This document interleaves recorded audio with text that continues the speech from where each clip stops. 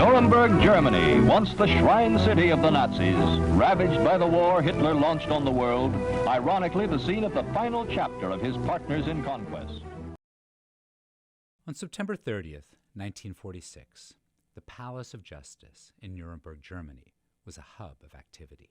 The International Military Tribunal, the IMT, the first major effort to hold a state's leaders criminally responsible for launching wars of aggression and for perpetrating war crimes and crimes against humanity, was about to render its judgment. Navigating the tight security and throngs of people, the prosecutors and defense counsel settled into their places. Shortly after 9:30 a.m., the crowd watched in silence as the defendants filed into the dock. Everyone stood as the four main judges and their alternates strode in. British judge and tribunal president Geoffrey Lawrence carried the judgment in a thick folder, which drew everyone's attention. This was the day everyone had waited for since the end of the Second World War, when the victors had agreed to, quote, stay the hand of vengeance in favor of a trial. The IMT had opened on November 20th, 1945, with the reading of the indictment and a few words from Lawrence proclaiming that the trial was, quote, unique in the history of the jurisprudence of the world and of supreme importance to millions of people all over the globe. For the next 10 months, representatives from the United States, Great Britain, France, and the Soviet Union, the four major Allied powers, had worked together, at times with great difficulty, to bring 22 former Nazi leaders and their organizations to justice. As the fate of the defendants hung in the balance, the post-war order did as well. Ideas and arguments about justice, war crimes, and human rights that were articulated in the Palace of Justice over the course of the trials kindled discussions about how to protect humankind from its worst impulses, how to create a new international community based on, quote, respect for the human person and belief in, quote, common morality.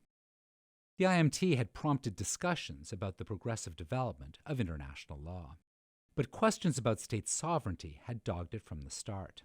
Everyone wondered how far the judgment would go when it came to Nazi atrocities committed inside Germany's borders. The crowd's attention was now trained on the 8 judges as they took turns reading from the judgment.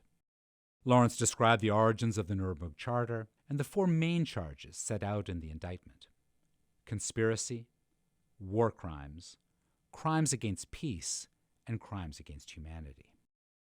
The other British and French judges, Norman Burkett, Henri Dondieu de Vabre, and Robert Falco, then elaborated on the crimes against peace charge, count 2, describing the Nazi conquest of large swaths of Europe. The American judge, Francis Biddle, introduced the conspiracy charge, count 1, and a stir went through the courtroom as he explained where the judges and the prosecutors had parted ways. The tribunal had rejected the prosecution's argument that the conspiracy had begun with the creation of the Nazi Party in 1920. It had instead dated the conspiracy's start to the Hossbach Conference on November 5, 1937, when Hitler had revealed to his generals his plans to invade neighboring countries. Even more significantly, the tribunal had limited the conspiracy charge to the planning and waging of aggressive war, that is, crimes against peace. The judgment would only concern itself with the conspiracy insofar as it had led to the violent assault on the sovereignty of other states. The judges turned next to the judgment's sections on war crimes and crimes against humanity, counts 3 and 4. The Soviet judge, Yona Nikitchenko, described how Soviet citizens had been forced to support the German war economy by working as slave laborers. He also shared the tribunal's finding that the defendants had acted with, quote, consistent and systemic inhumanity, end quote, towards Europe's Jews, referring obliquely to what we have since come to know as the Holocaust. Nikitchenko then revealed that the persecution and murder of Germany's Jews before 1939 would not be included in the judgment. The Nuremberg Charter had limited the crimes against humanity charge to crimes committed in connection with another crime under the tribunal's jurisdiction. The prosecution had tried to connect pre-war atrocities inside Germany to the Nazi conspiracy, but the tribunal's restricting of the conspiracy charge to crimes against peace cut off this possibility. At 4 p.m., the judges turned to the first part of the verdict, the findings for the organizations. The SA, or stormtroopers, the Reich Cabinet, and the General Staff and High Command were all not found guilty. The leadership corps of the Nazi Party, the SS, and the Gestapo and SD, the security service, were all found to be criminal, but were deemed culpable only for crimes committed after the start of the war. Here, too, the tribunal had chosen to limit the judgment to crimes connected to the planning and waging of wars against other states. The Palace of Justice was again packed on the morning of October 1st. The defendants were back in the dock, awaiting word of their fates. Rudolf Hess sat rifling through papers. Hermann Göring looked around through dark glasses. Wilhelm Keitel, the former head of the Wehrmacht's High Command, sat stiffly in his military uniform. This time, the four main judges took turns reading out the verdicts. Göring's guilt was, quote, unique in its enormity, Lawrence declared. He was guilty on all 4 counts. Hess was next, and the verdict was mixed. He was found guilty on counts 1 and 2. German Foreign Minister Joachim von Ribbentrop's participation in Nazi war crimes was deemed to have been, quote, wholehearted, and he was declared guilty on all 4 counts. The verdict against Keitel was the same. Next came Ernst von Kaltenbrunner, the only SS man in the dock, whom the tribunal found guilty on counts 3 and 4. And so things went down the line. 3 of the defendants, Hjalmar Schacht, Franz von Papen, and Hans Fritzsche, were found not guilty, and the tribunal ordered their release. At 2:50 p.m., the court held its final session. Now the dock was empty.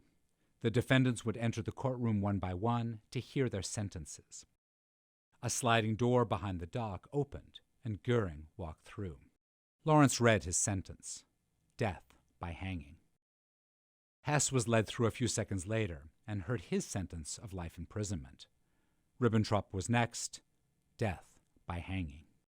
The procession continued. Keitel, Kaltenbrunner, Alfred Rosenberg, Hans Frank, Wilhelm Frick, and Julius Streicher were all met with those same 3 words. Walter Funk and Erich Raeder were sentenced to life imprisonment.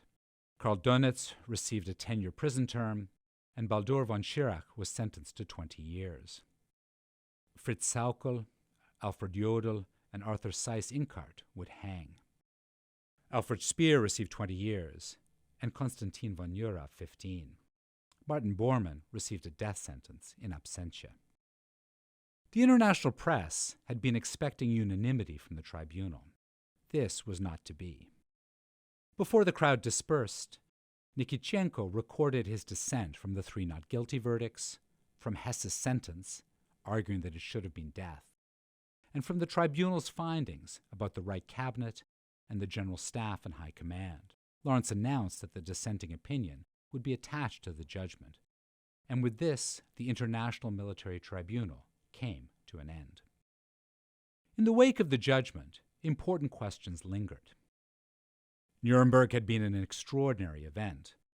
The judgment would surely have implications for the future of international law. But what were they?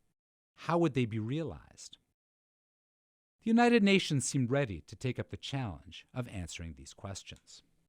When its General Assembly met in New York a few weeks later, Secretary General Trygve Lie urged the legal principles underlying the Nuremberg trials be codified as permanent international law, quote, as quickly as possible, including the principle that heads of state could be held criminally responsible and punished for committing crimes against peace and crimes against humanity.